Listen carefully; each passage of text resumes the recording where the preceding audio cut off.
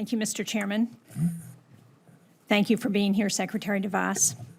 I want to go back to an issue that was raised by Senator Leahy because we got an email from a high school student from Dover, New Hampshire in our office, and she writes, and I'm quoting, "It should be known that I'm a student and that February 14th, 2018, which was the date of the Parkland shooting, was not the first time in my life that I have stayed up at night thinking extensively about how I would react in a situation such as a school shooting.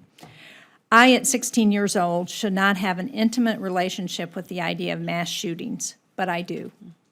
And so does every one of my friends, so do my parents, so does my 9-year-old brother, and so does the rest of the country." I think that outlines very dramatically a problem that is unique to the United States, sadly.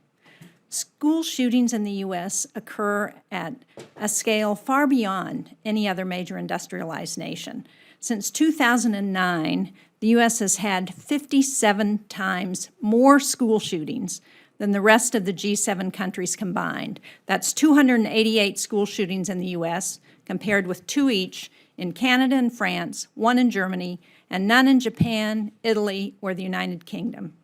So the question that I have for you, and are you going to be looking at this, what are these other countries doing to protect their students from school shootings?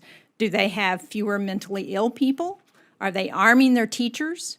Or do they have more sensible gun laws? Senator, thank you for that question, and these are, of course, very important questions in the whole context of talking about keeping schools safe and making sure students are safe in school. And the commission that has begun its work is very much focused on the range of issues that we have been asked to address and to focus on. And it does get down to looking at what is this culture of violence, where does it come from? And it really is the issue of violence, and violence can manifest in several different ways. Excuse me for interrupting, but we do have limited time. But given that, it does seem to me that you should think about reworking the mission of the commission so that it's also taking a look at guns and the role that guns play in school violence. So I would urge you to do that. I'd like to move on to another topic, because you said in your opening remarks that education can change the trajectory of a child's life. And I very much believe that. I believe that going to good schools and having an opportunity for a higher education provides opportunities that young people can get in no other way.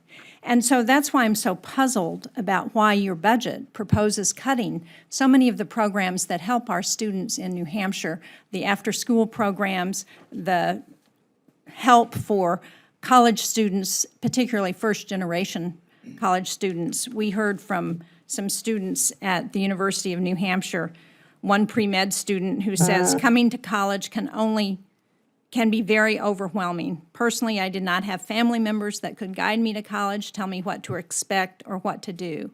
And being part of TRIO, they were that family.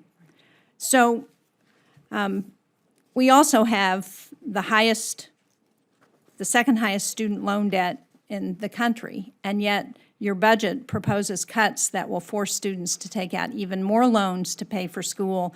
You eliminate work-study programs. You eliminate subsidized loans for undergraduates. How should we tell students in New Hampshire that they're going to be able to afford college and that they're going to be able to go to good schools? Senator, we're very much focused on ensuring that students that have the greatest need have also the greatest opportunity. And this budget was predicated on making decisions around the parameters that we were given, and is really focused on programs that do meet students that are in the greatest need directly.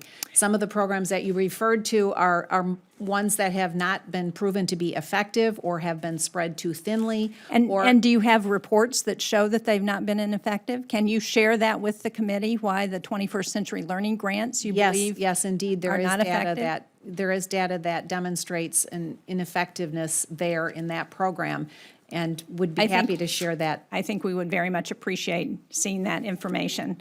And on higher education, You think the work-study program has not helped students with The cost of work-study education? program, we've continued to propose funding for. The piece that you're referring to is the graduate piece of that program. And again, making difficult decisions around where to focus the resources. By the time a student gets into a graduate program, there are other opportunities, and we're focused on trying to get the greatest number of students the opportunity to pursue higher education, whatever that looks like for them. That's why we've suggested a short-term Pell program as well, because we can't make the assumption that a four-year college or university is the right answer or the right pathway for every single student. My time is up. Thank you.